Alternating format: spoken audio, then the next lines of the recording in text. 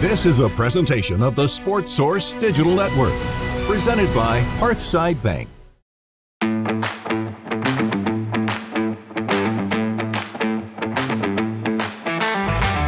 Welcome to the Sports Source Digital Network, presented by Hearthside Bank. This show is called 5 Questions. It's brought to you by Games and Things. We are in the Games and Things arena. See the little sign back there? Folks, if you want your game room to look like our game room, then visit ourgameroom.com. No matter where you are, there's nobody better than Games and Things. All the stuff you see here, you can get at Games and Things. I'm John Pennington, joined by OLLIE Lane, VFL over here, by John Wilkerson right there, by Bob HODGE right there, Bob filling in for Marlon Walls. This is the crew that will kind of hold the main stage on tomorrow's Sports Source Saturday kickoff, but we'll also have Paige Dower, Ryan Callahan, Vince Ferrara, Tyler Ivins, and Will West on that show to get you ready. That'll be 11 a.m. on Saturday morning on the digital network, on CW Nashville, and on WATE Knoxville. Now that you've all flipped away waiting for me to start, let's start. Question number 1. 5 questions every week, just a little fun thing. It's the 3rd Saturday in October tomorrow, so give me your 3 favorite memories from the Tennessee-Alabama series. Could be a game, could be a play, whatever. We're all gonna try and keep them quick. 3 favorite memories. I'll start with you, John Wilkerson. All right, the number 1 would be the 1982 game. Tennessee breaks the losing streak. You've got the backdrop of the World's Fair, so that would be number 1. Number 2, and that's just prisoner of the moment, would be 2022 when that field goal is made. Tennessee has ended the drought. You get that victory, and then it would be also the last time they won in Tuscaloosa, 2003. Remarkable game. It was 7 ties, 8 lead changes, and Casey Clausen's touchdown run is the difference as Tennessee wins 51-43. That game is 20-20 at the end of regulation, but if you look it up, it's 51-43 in a shootout. Bob HODGE, I have a feeling we're going to have, I think the old timers here are all going to have one of these that are the same. Well, I got to go with 1982. I was a security guard at the World's Fair, took that day off, went over to the stadium, Tennessee wins. I go down on the field, had friends playing down there, Mike Castile, who was the defensive Because tackle. you had walked on with a lot of those guys. Yes, I had been there with a lot of those guys. And so that was number 1. Then number 2 is the first game I covered as a journalist, which was in Birmingham in 1985. It was the famous Dale Jones game. Tony Robinson gets hurt, but that was the first game that I was actually down there and covered it. 40th anniversary tomorrow of that, which makes these 3 No, feel very old. 20th anniversary of that. Yeah, I'm much younger than I was. Ollie's sitting here going, why am I sitting here in a retirement home? Yeah. and then I got to agree with John, 2022, because that just the atmosphere, just being there, lingered in the stadium much longer than I usually do. It was the big light. It was just everything to do with that one, and it broke that streak. That had stretched back until I was a young man and didn't have gray hair. So those would be my 3. I'll go next, 1982, snapping 11-game losing streak. I was 11 at the time. Tennessee had never beaten Alabama in my lifetime. And I was there with my father, and everybody ran on the field. He okayed it. We went down on the field. That was cool. 1983, the next year, just totally a me thing. It was in Middlesboro, Kentucky. That game was not, that was back in the day when they weren't on television. So we knew somebody at the cable system there in Middlesboro, and my father talked him into letting us sit in a back room, it's just the 2 of us, back room, watching on a screen about this big, pulled it down off the satellite. And I remember Johnny Jones' 66-yard run to win it 41-34. And then 1995, Tennessee snaps another streak versus Alabama. It's that first play of the game, Peyton Manning to Joey Kent. But I remember I was producing a show called Sunday Sports Talk with Bob Kessling, Mike Keith, Pat Ryan. And that morning, we cut together a video, or I put together a video to Johnny Nash. I can see clearly now the rain is gone. It was all highlights of the game. And one of the guys who used to be involved with us, Brian Curran, occasionally will send me a text on Alabama-Tennessee Saturdays that says some reference to, I can see clearly now the rain is gone. Those are my memories. OLLIE, I'm guessing yours, how much of this is a fan and how many of these are when you played? Yeah, I mean, there's really only one great memory that I like to think about when I played, and that's obviously the 22 game. You know, as a player, I never really thought with the state Tennessee was in, I never experienced a rush the field moment And I mean, that's just something you're never going to forget as a player. I think about that weekly, almost to a point. I mean, I've been getting my flooded memories coming up in my picture rolls and stuff. So that's a memory that I'll never forget. And I've been trying to think about the other two. And to be honest with you, I can't think of one just because the last time we really beat the Alabama, I was like 3 years old in 2003. There's been a lot of good memories of me admiring the other team and seeing how talented they were. I mean, I remember getting to see guys like Tua play or some of the great running backs and stuff that they've had over the years. But in terms of No a great three, memories. no, just 22. But I think playing in that game tops any of ours. Pretty good one. Now, there was a story. Did you get a cigar after that game, or did you not get a cigar? See, it was difficult because I was on the field goal team. So I'm all the way down on the other end of the field, away from the locker room. It took me about 2 hours just to wade through the people. Luckily, though, my dad, being the great man that he is, he saved me a Monte Cristo that he handed to me when I got An American, to the family a Cuban Monte Cristo, or a regular Monte Cristo? Regular. You know, it's one of the little There's ones. nothing wrong with having a Cuban Monte Cristo. And I didn't say Ollie, hate it. No. Ollie was happy they were kicking the field goal because if it had been an extra point, he'd have been going to the hospital. He'd have been down on the ground. Yeah. All right. Question number two. Since the teams will continue to be annual rivals going forward, and in my opinion, this is Tennessee's biggest rival, does this rivalry deserve a better nickname? Because it really doesn't have – the nickname isn't a nickname. It's just kind of the date, and sometimes they play on the fourth Saturday in October. Does it deserve a nickname and or a trophy? Because you used to have a trophy with Tennessee, Kentucky, and then Kentucky cried and that went away and kept it. I understand why it initially went away. The fact that it's still gone is just crybaby nonsense. Yes. Should this be a trophy game? Should it have a special name? Bob Hodge. I love the third Saturday in October. No, that should not change. Correct. But if you brought in a trophy, if there was some way to work it in and it felt organic, yes, I would love a trophy. Love third Saturday in October, and I think a trophy would be a good idea. Okay.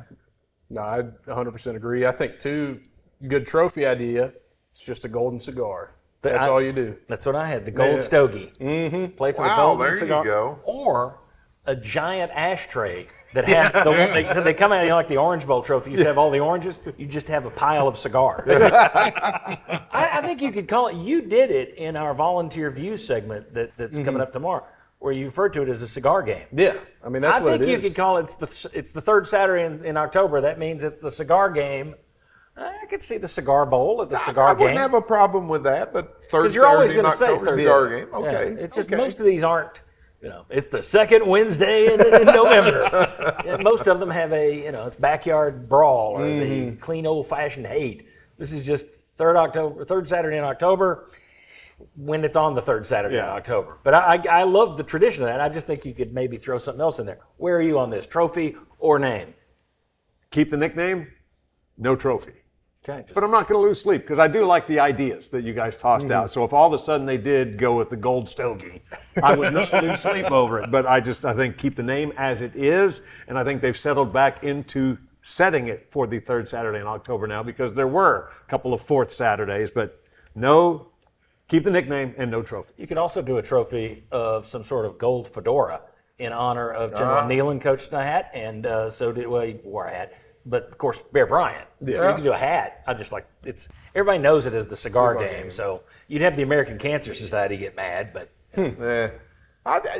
my thing about nicknames is if the nickname comes up and it becomes the game. Because when you think Ole Miss, Mississippi State, does anybody think eggs? Yeah. But it's the Egg Bowl. Yeah, because the trophy of the football looks like an egg. Yeah. I would hate for a group of marketing guys to get sitting around and going, okay, here we got to come up with this, we got to come up with that.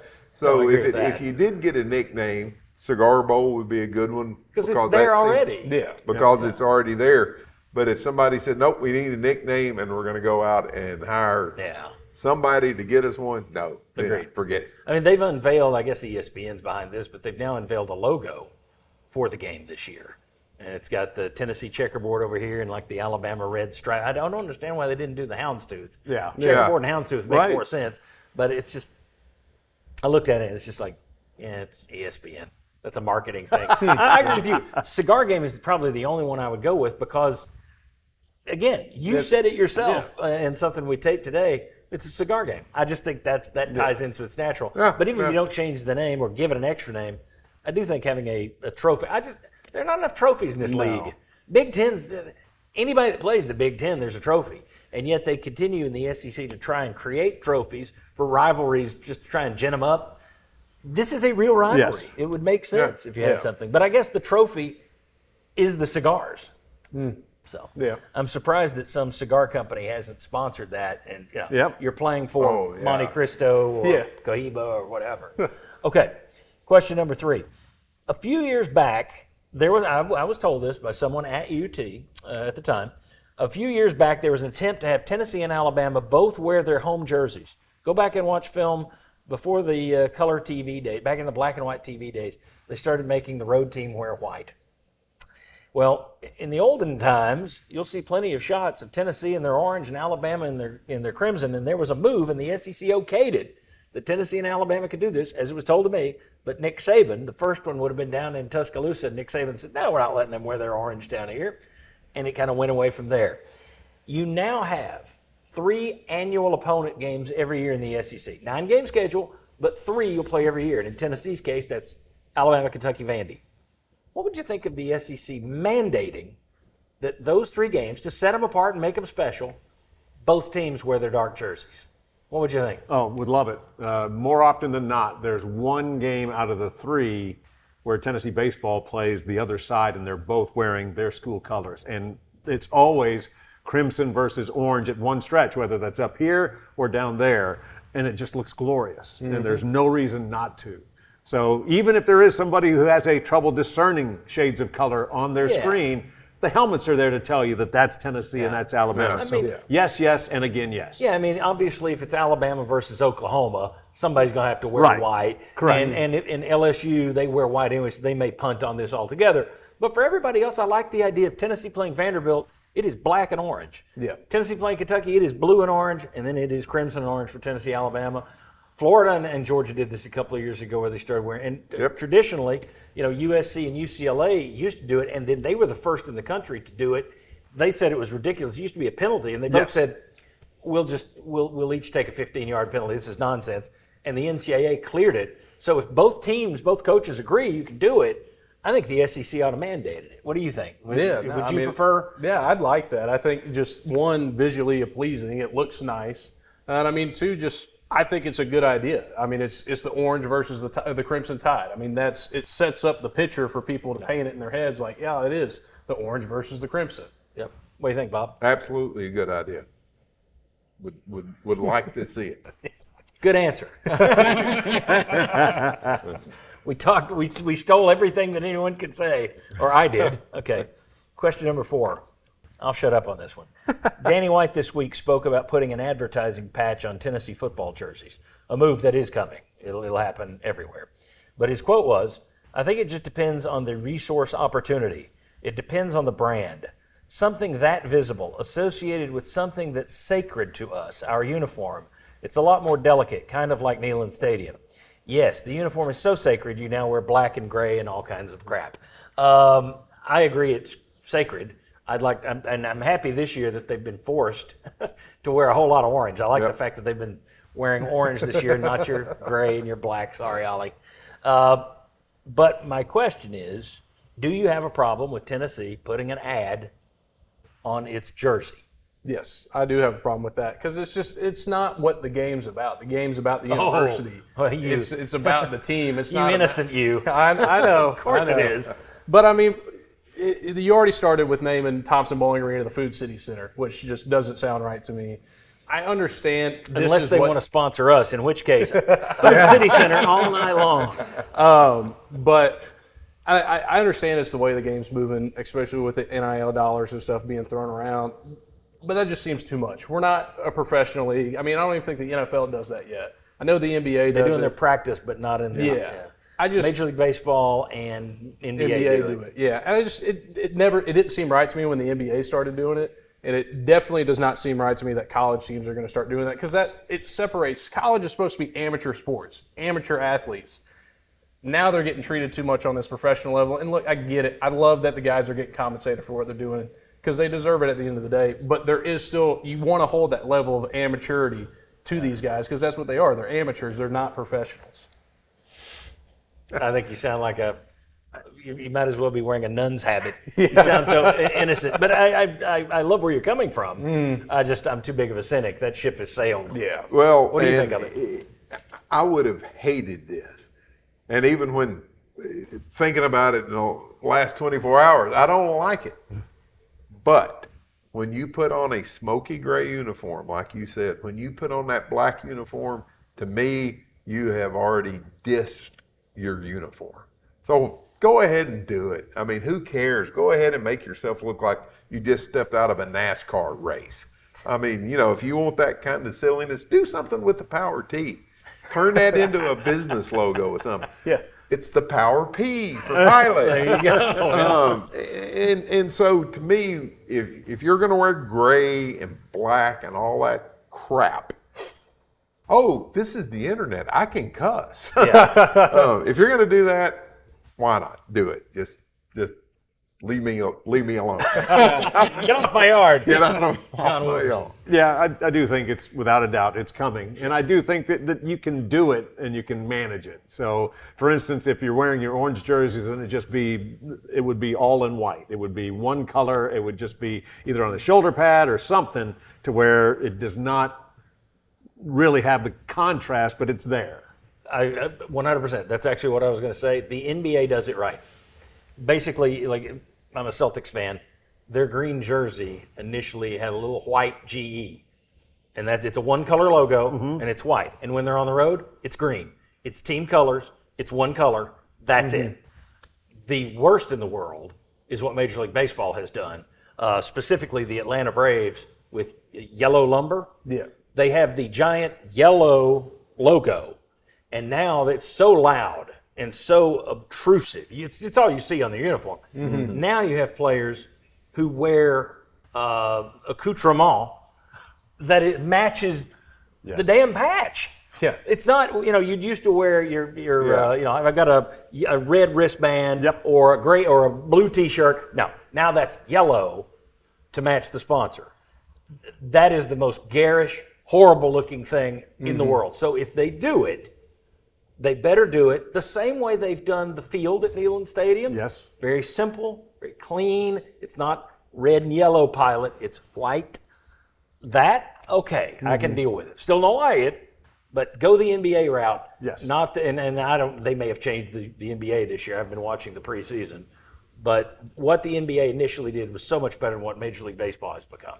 So I agree with you 100%. All right, interesting one here. Sean McDonough, who I think is really good. Quick go around the table. Sean McDonough, if you gave me any guy to call a game after John Wilkerson, I would say Sean McDonough is probably my favorite because he'll say whatever comes into his head. He does not pull any punches, and I love that about him. I think he's really good at any sport you call. Do you like Sean McDonough or not? I like Sean McDonough. Yes. Yeah, Thumbs right. up. Yeah. Okay. Well, this ain't about Sean McDonough. I just wanted to see if he was alone in that. But anyway, he's coming to the game tomorrow with Greg McElroy, former Alabama quarterback. And Vol fans are going to be pulling their hair out, screaming that he's biased. The game hasn't even started, but it'll be, he's biased.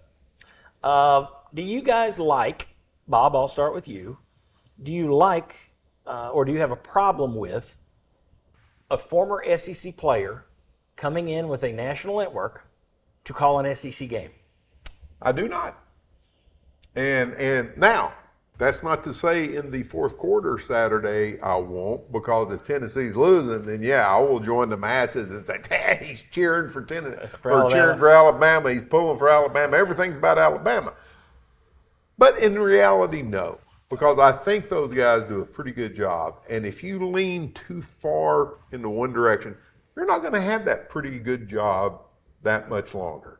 So, I think, like any fan, sometimes you hear what you want to hear. Yes, Yeah, that's the without trick. And if Tennessee's losing, and I'm upset about Tennessee losing, then I'm hearing what I want to hear, and everything he says is coming out of a tied mouth.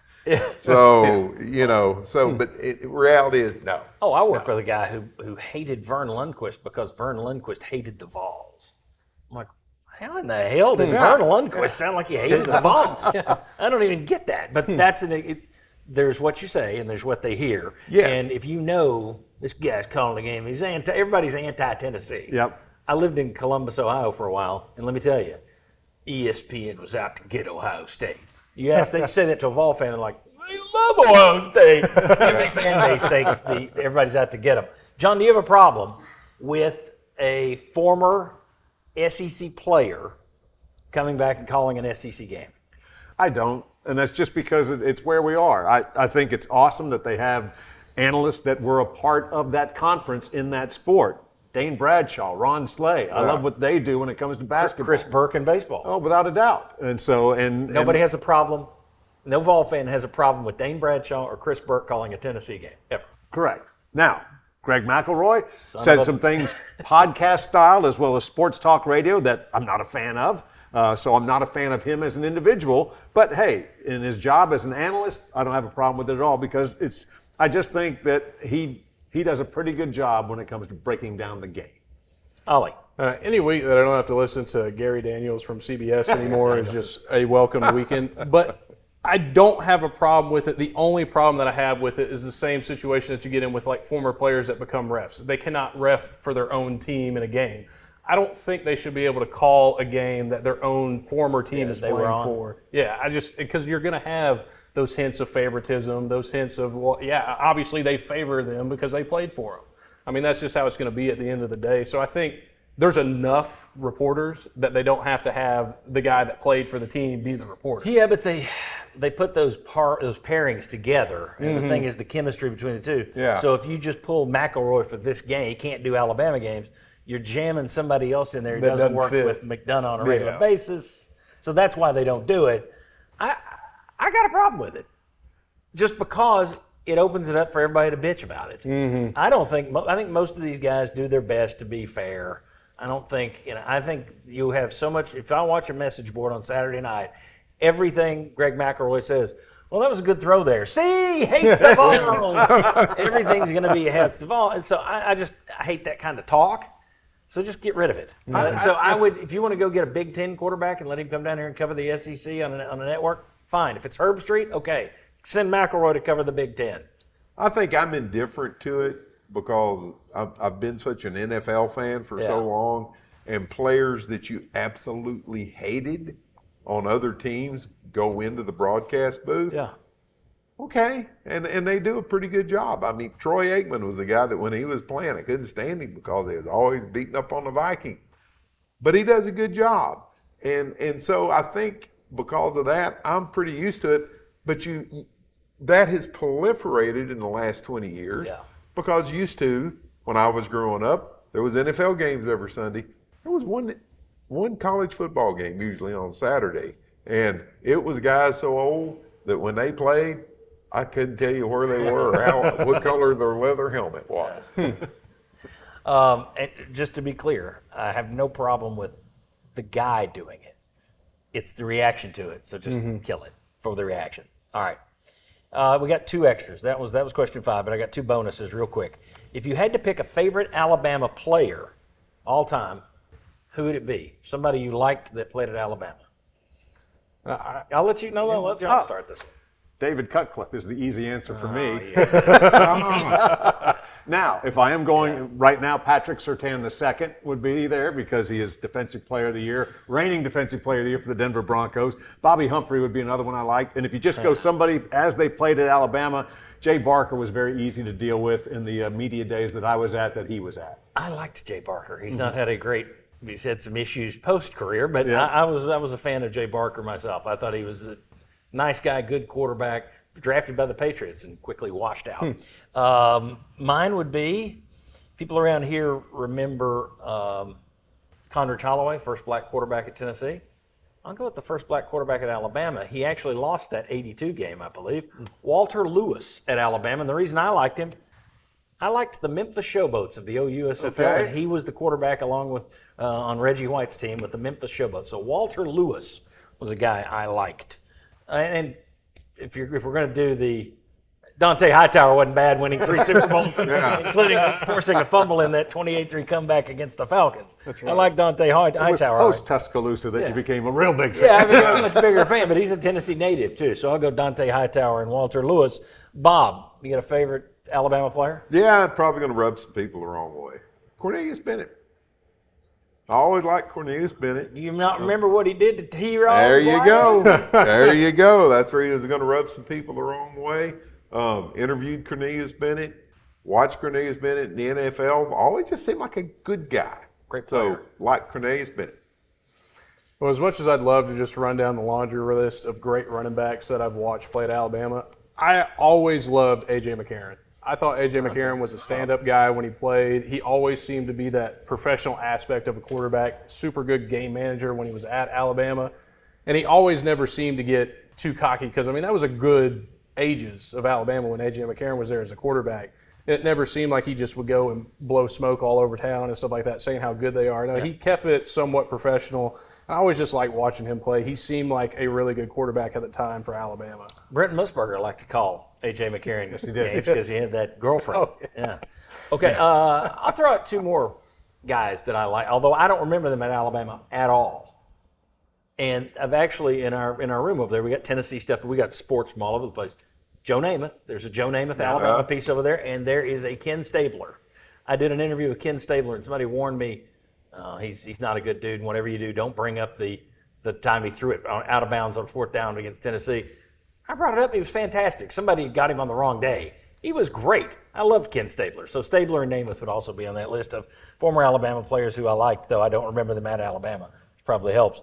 If you had to pick a least favorite Alabama player, I'll start. Yes. Because I'm going to name somebody who is named as a favorite for one of you. I remember sitting in Knoxville for the 1986 Toss Sweep 28 game where Bobby Humphrey ran for 217 yards, and it was as easy as pitch, pitch, pitch.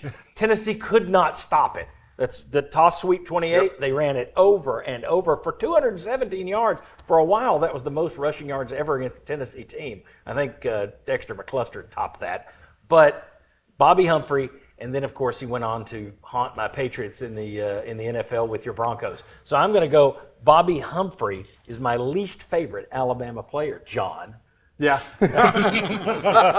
Who you got? Who's your least favorite? Well, just as I would pull David Cutcliffe up, I would send Henry To'o down. Yep. For somebody who tried to do their best to help Tennessee win and then got to smoke some victory cigars, I'll just leave it at that. But Henry T. Okay. Henry To'o. Terrence Cody would be second. Oh, didn't like Mount Cody, huh? Yeah. Horrible individual Okay. away from the field. You know what? He was creeping up on my list too. I'd forgotten did he have legal problems and stuff? I don't remember. I remember it because of a block kick. Yeah, he had 2 of them. 2. Yeah. Broke my heart. Yeah, so that's Mistreating animals. Oh, that's right. Yeah, good call. Down on that. You know, and he might have been the guy I would have named if I hadn't forgot his dang name. And I was just like, the big guy, Mount, what was it? Yeah. So anyway. Joe Rushmore. I'm going to go with David Palmer for 2 reasons. 1, 2-point conversion, late against Tennessee, stunk, hated it. 2, played for the Vikings. And I was really excited about David Palmer after he left Alabama when he got to the Vikings.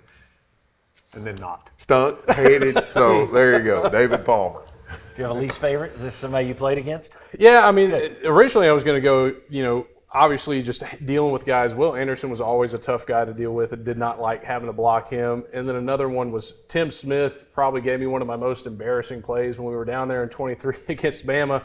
I'm sitting here, I think I got him set it up pretty good. Well, he, no joke, almost rips me out of my shoes and throws me on the ground. It left Cooper Mays to dry with it. I was like, oh, I'm sorry.